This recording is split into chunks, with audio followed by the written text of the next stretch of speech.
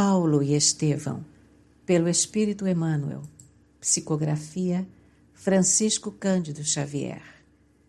Primeira parte. Capítulo 10.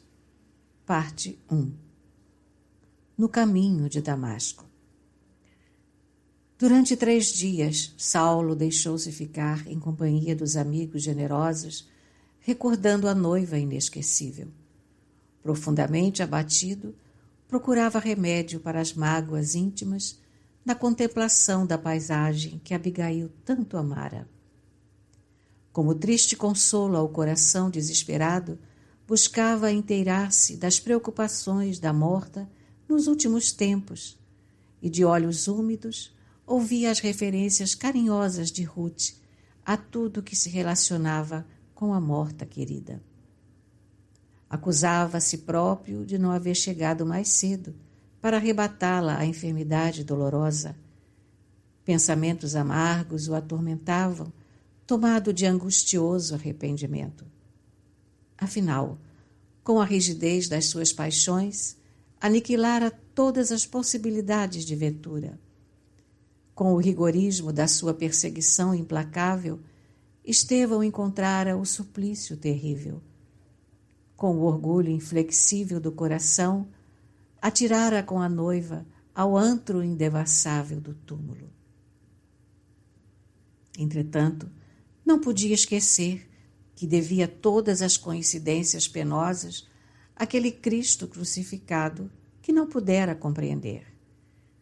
Por que topava em tudo traços do carpinteiro humilde de Nazaré que seu espírito voluntarioso detestava?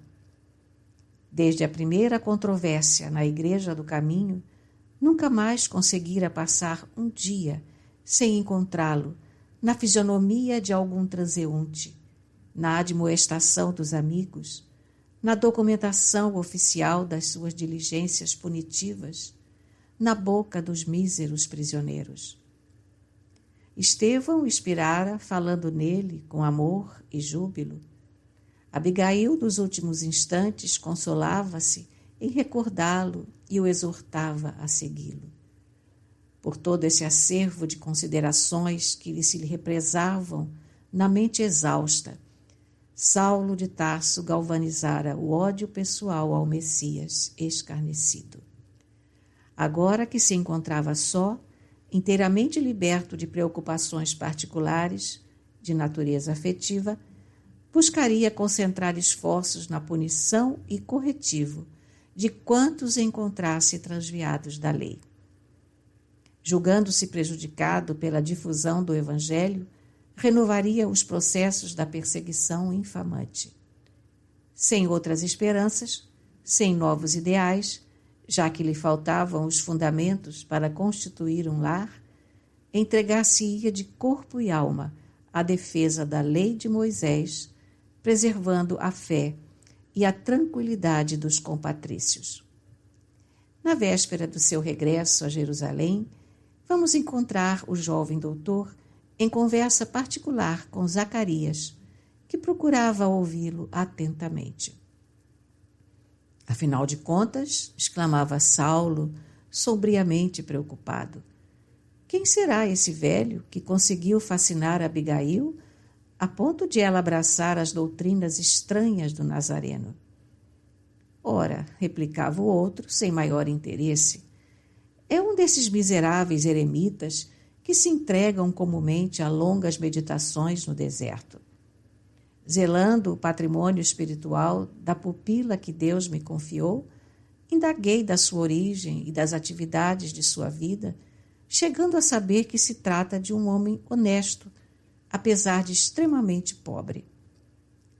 Seja como for, objetava o rapaz com austeridade, ainda não pude compreender os motivos da tua tolerância.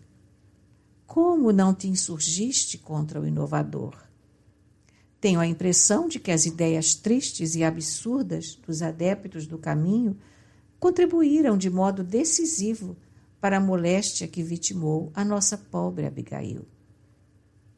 Ponderei tudo isso, mas a atitude mental da querida morta revestiu-se de imensa consolação depois do contato com esse anacoreta honesto e humilde. Ananias tratou-a sempre com profundo respeito, atendeu-a sempre alegre, não exigiu qualquer recompensa e assim procedeu com os próprios empregados, revelando uma bondade sem limites. Seria então lícito impugnar, desprezar benefícios? É verdade que na esfera de minha compreensão não poderei aceitar outras ideias além das que nos foram ensinadas por nossos avós, respeitáveis e generosos. Mas não me julguei com o direito de subtrair aos outros o objeto de suas consolações mais preciosas.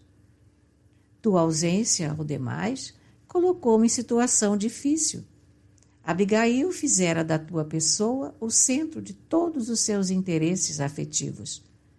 Sem compreender as razões que te levaram a desaparecer de nossa casa, compadeci-me da sua amargura íntima a traduzir-se em tristeza inalterável.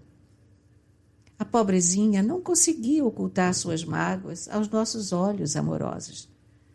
O encontro de um remédio era providencial. Desde a intervenção de Ananias, Abigail transformou-se. Parecia converter toda a angústia em esperanças de uma vida melhor. Embora doente, recebia os mendigos que lhe vinham falar desse Jesus, que também não consigo compreender. Eram amigos da vizinhança, gente simples, com quem ela parecia alegrar-se. Observando o mal irremediável que a consumia, eu e Ruth acompanhávamos tudo isso enternecidamente. Como não proceder assim, se estava em jogo a paz espiritual de uma filha dileta nos derradeiros dias da sua vida? É possível que ainda não consigas entender o sentido da minha conduta neste particular, mas em sã consciência estou justificado, porquanto sei que cumpri meu dever, não lhe embargando os recursos que julgou necessários à sua consolação. Saulo ouvia-o admirado. A serenidade e a ponderação de Zacarias infirmavam-lhe os gestos mais fortes de reprimenda e severidade. As acusações veladas ao seu afastamento da noiva, sem motivo justificado, penetravam-lhe o coração com pruridos de remorso pungente. Sim, revidou menos áspero, reconsidero melhor as razões que te induziram a suportar tudo isso, mas não quero, não posso e não devo exonerar-me do compromisso que assumi em desafronta da lei. Mas a que compromisso te referes? Interrogou Zacarias, surpreendido. Quero dizer que preciso encontrar Ananias, a fim de castigá-lo devidamente. Que é isso, Saulo? Objetou Zacarias, penosamente impressionado. Abigail acaba de baixar ao sepulcro. Seu espírito, de compleição sensibilíssima e afetuosa, sofreu profundamente por motivos que ignoramos e que talvez conheças. O conforto único que ela encontrou foi justamente a amizade paternal desse velhinho bom e honesto. E queres puni-lo pelo bem que nos fez e a criatura inesquecível? Mas é a defesa da lei de Moisés que está em jogo, respondeu o moço tarcense com firmeza.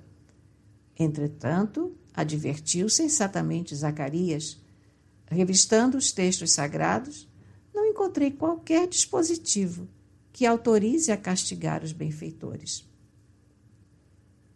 O doutor da lei esboçou um gesto de contrariedade em face da observação justa, mas, valendo-se da sua hermenêutica, considerou com sagacidade. Mas uma coisa é estudar a lei e outra é defender a lei. Na tarefa superior em que me encontro, sou obrigado a examinar se o bem não oculta o mal que condenamos.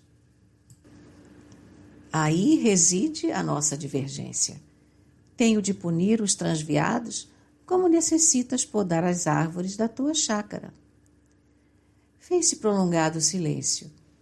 Absortos em profunda meditação, separados mental e intimamente, foi Saulo quem retomou a palavra, perguntando: desde quando Ananias se ausentou destas paragens? Há mais de 2 meses. E chegaste a conhecer o rumo que tomou? Abigail disse-me que ele fora chamado a Jerusalém a fim de confortar os doentes dos bairros pobres, dada a situação difícil que por lá se criara com a perseguição. Pois a sua nefasta influência será igualmente jugulada pelas forças da nossa vigilância. Regressando à cidade amanhã, como pretendo, procurarei localizar-lhe o paradeiro. Ananias não dementará outras cabeças. Jamais chegou a pensar na reação que provocou em minha alma, embora não nos conheçamos pessoalmente. Zacarias não conseguiu dissimular o seu desgosto e sentenciou: na simplicidade da minha vida rural, não posso atinar com a razão das lutas religiosas de Jerusalém. Mas, enfim, trata-se de problemas inerentes aos teus mistérios profissionais, e não devo intrometer-me nas providências que mais convenham. Saulo deixou-se ficar longo tempo pensativo, para em seguida imprimir novos rumos à conversação. No dia seguinte, muito consternado, regressou à cidade, ansioso por encher o vácuo do coração, perdido no labirinto das horas vagas. A ninguém revelou a grande amargura que lhe ia na alma. Fechando-se em mutismo absoluto, retomou as funções religiosas de semblante carregado. Ao sol claro da manhã alta, vamos encontrá-lo no sinédrio, interrogando um auxiliar de serviço com vivacidade. Isaque, cumpristes minhas ordens para os informes desejados? Sim, senhor. Encontrei entre os prisioneiros um rapaz que conhece o velho Ananias. Muito bem, disse o doutor de Tarso, evidentemente satisfeito. E onde mora o tal Ananias? Ah, lá isso ele não quis dizer, apesar do muito que insisti. Alegou que não sabia. Entretanto, é possível que esteja mentindo, ajuntou Saulo com rancor. Esses homens são capazes de tudo. Providencia já para que ele aqui compareça quanto antes. Saberei como arrancar-lhe a verdade. Como quem já lhe conhecia as decisões irrevogáveis, Isaque obedeceu com humildade. Daí a 1 hora, mais ou menos, 2 soldados penetravam no gabinete, acompanhando um rapaz de fisionomia miserável. Sem trair qualquer comoção, Saulo de Tarso mandou que se recolhesse à sala de punições, onde iria ter com o prisioneiro dentro de alguns minutos. Terminada a escrituração de alguns papiros, dirigiu-se resoluto ao salão dos castigos.